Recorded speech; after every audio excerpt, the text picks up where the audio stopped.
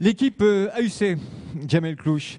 Même chose, la question environnementale, sachant que vous avez une vision très originale de la ville, et j'allais dire une lecture, et c'est dans mon esprit quelque chose de très très positif et sympathique, très populaire, très partagé. Qu'est-ce que ça veut dire d'abord l'enjeu environnemental dans la ville telle que vous l'imaginez vous?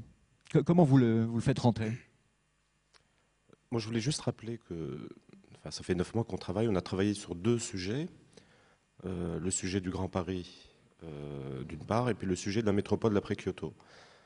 Et donc, en abordant cette question de la métropole d'après-Kyoto, donc la métropole durable, entre guillemets, on a fait un travail non pas comparatif, mais de mettre des métropoles les unes à côté des autres pour essayer de faire émerger ce qu'est la question environnementale à l'échelle métropolitaine. Donc on a comparé des villes comme Lagos, comme Munich, comme Londres, comme Tokyo.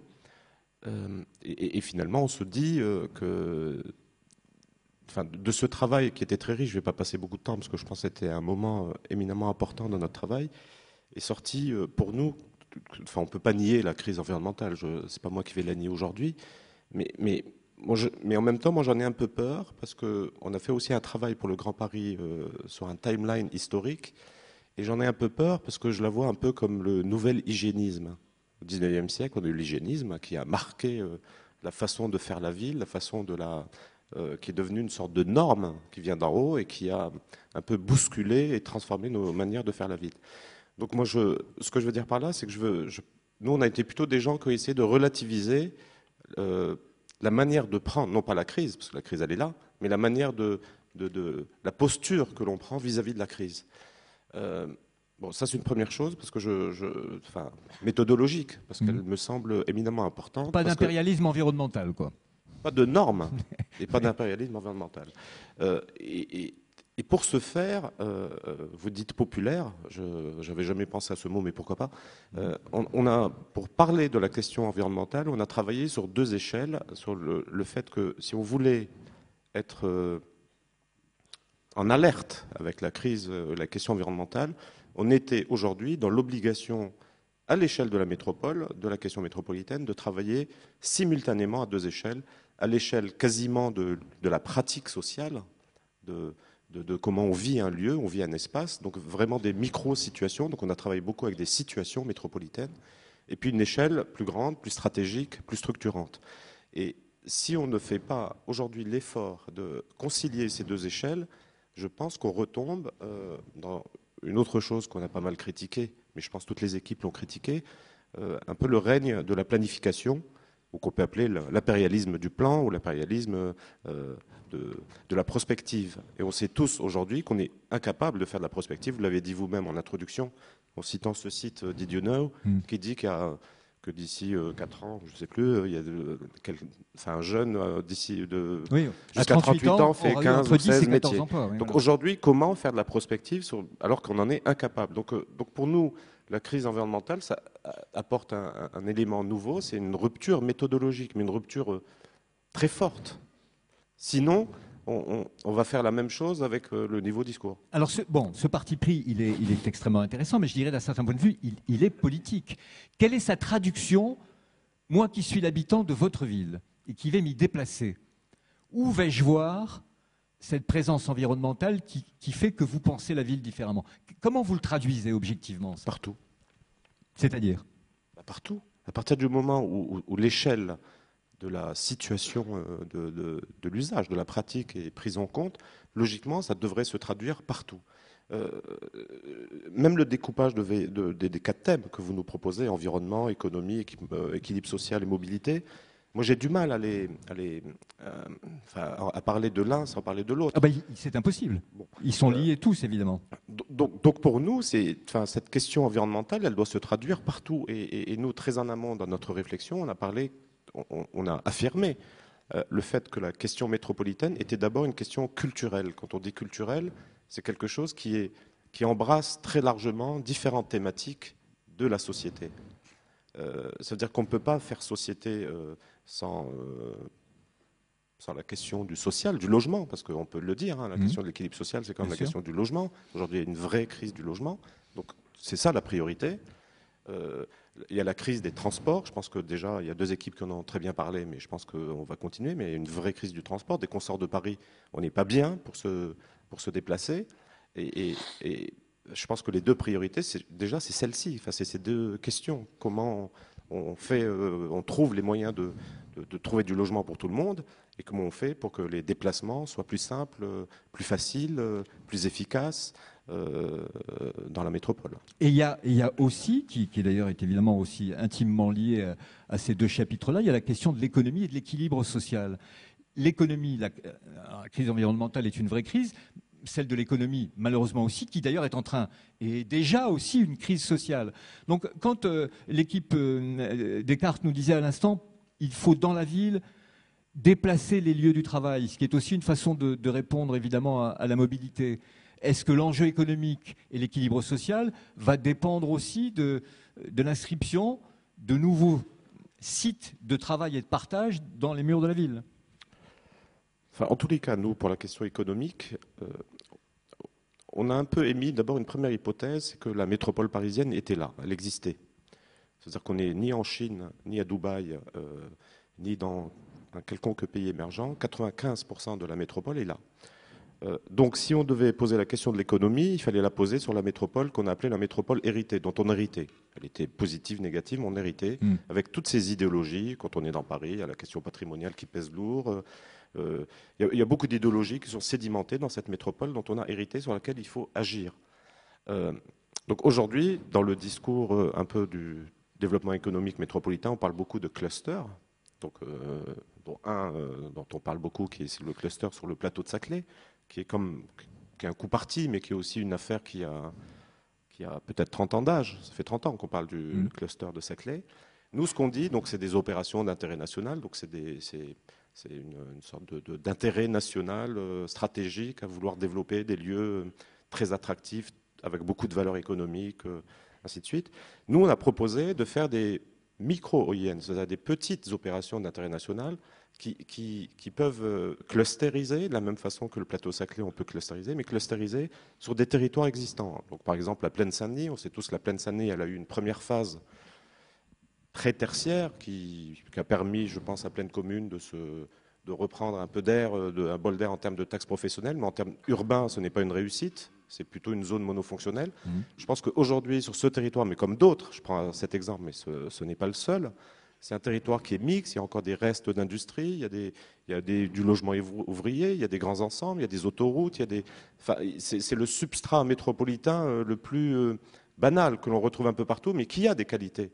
Pourquoi ne pas travailler sur ce genre de territoire, sur des sur des petites opérations internationales où on fait des clusters qu'on appelait des clusters hybrides qui permettent de réinventer de l'économie à l'intérieur de la ville qui existe. Et je pense qu'en externalité, parce que les économistes parlent d'externalité, je pense qu'on a beaucoup d'externalités, c'est-à-dire que ça permet au même moment de créer des pôles économiques sur des zones qui sont déjà accessibles, dont l'accessibilité peut être renforcée, et ça permet aussi de revaloriser des situations sociales, des situations économiques et des situations spatiales. Donc je pense que poser la question de la métropole parisienne, c'est un peu poser la question un peu de tous ces ferments. Quand je dis tout à l'heure, vous me disiez comment ça s'exprime, c'est partout, d'une concomitance de plein de petites actions, certaines qui sont plus grosses, plus stratégiques évidemment, mais qui font que tout d'un coup la donne change.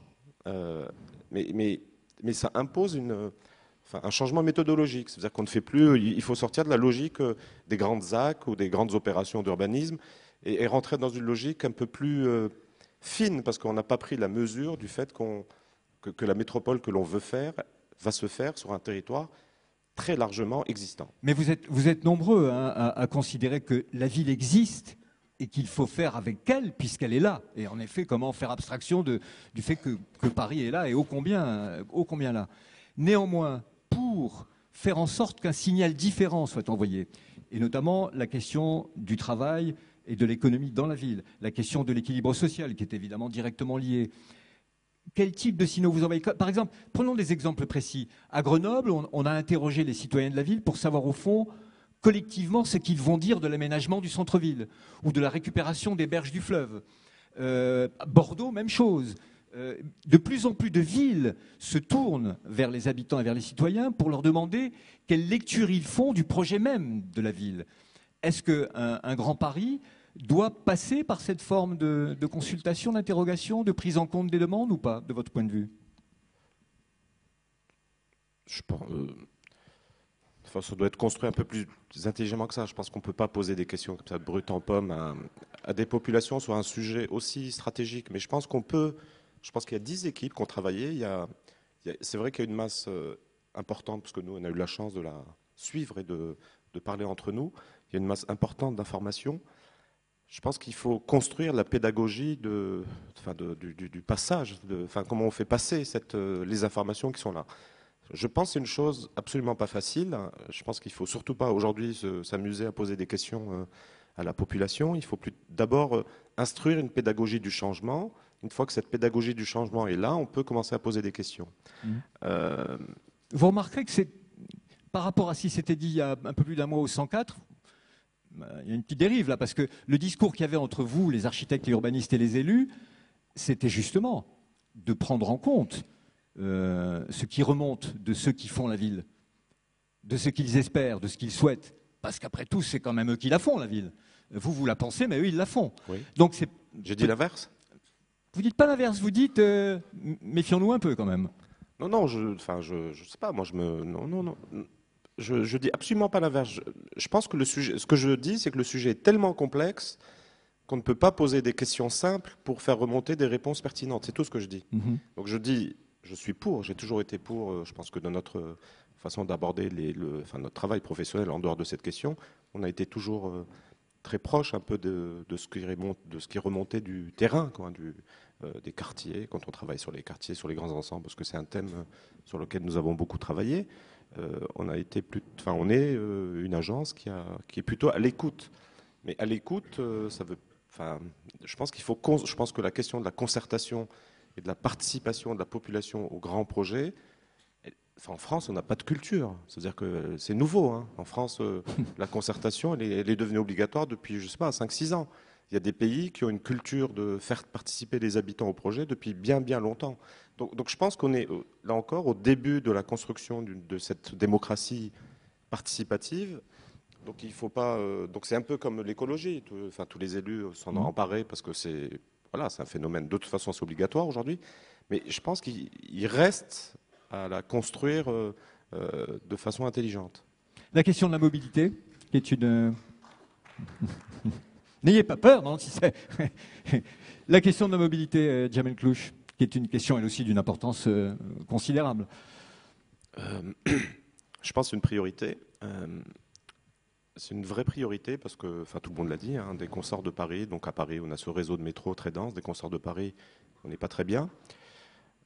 Alors nous, très vite dans l'équipe, on a dit qu'on n'était pas compétent pour faire un plan de transport. Parce que honnêtement, je ne me sens pas compétent. Est-ce que la ligne qui passe par là ou par là, elle coûte plus cher, moins cher? On sait bien que les considérations ou les contraintes que pose un plan de transport, elles sont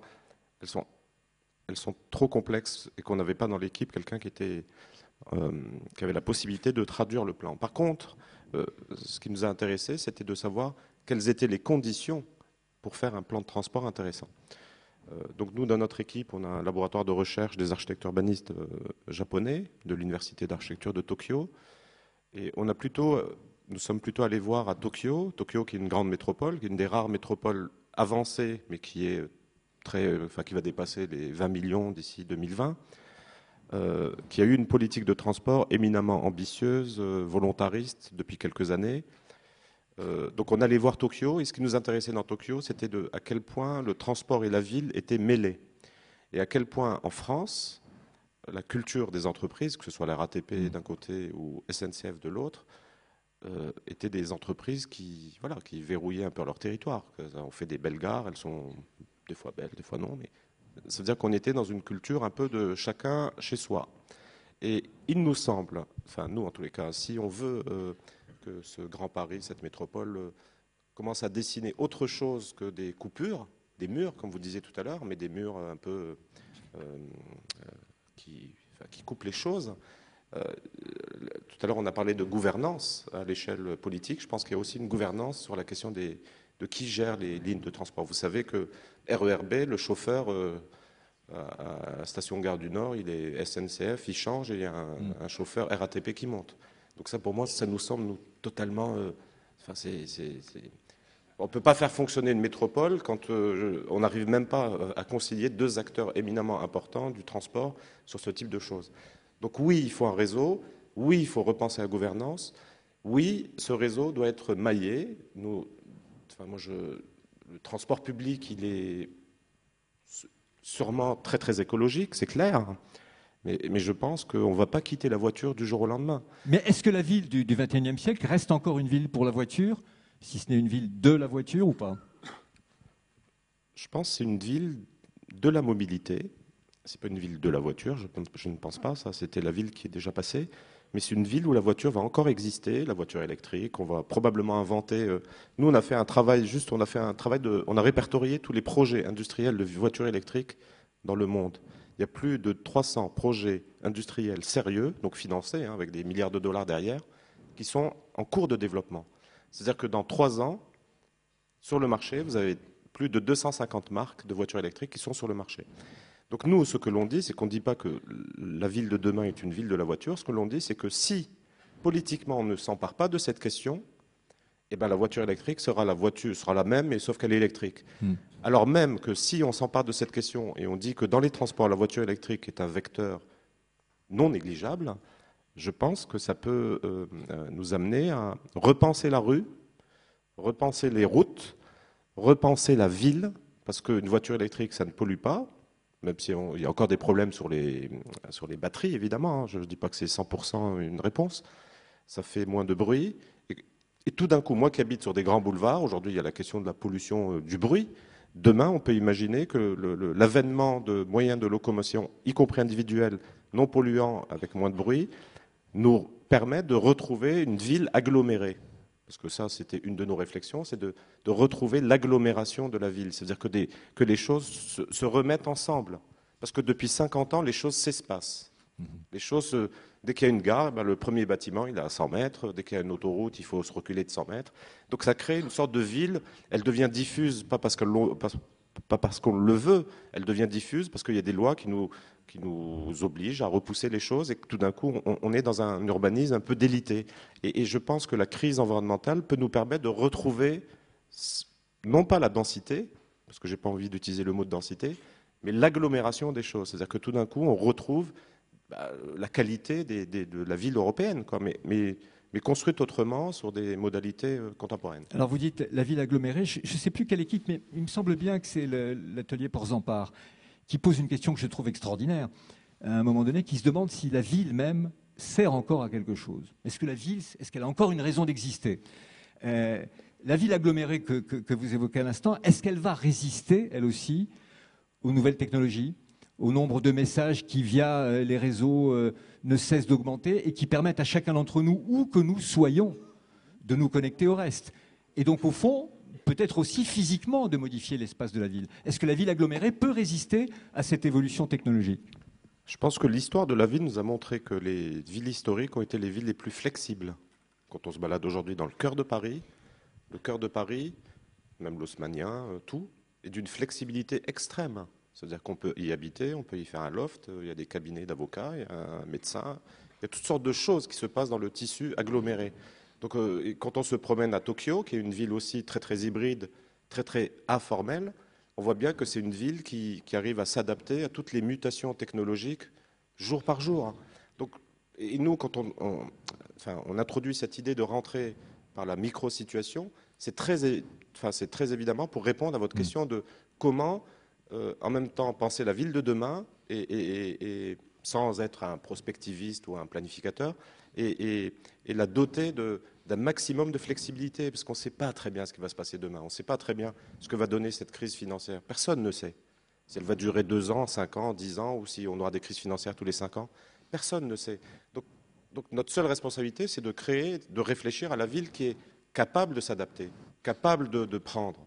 Donc une ville Oui, une métropole, plutôt une métropole, pas une ville. Donc je pense qu'on a passé l'ère de la ville et on rentre dans une ère métropolitaine qui est quelque chose qui est hybride parce qu'il y a des zones de haute densité, mais il y a des zones aussi de très basse densité. Et comme à Tokyo, on se retrouve dans des quartiers qui sont sympathiques, mais qui sont peu denses. Et je Mm. pense on peut trouver des solutions à la métropole parisienne qui respectent un peu tous ces éléments et qui la dotent de la flexibilité, donc, que ce soit pour la question économique, mais aussi pour la question sociale.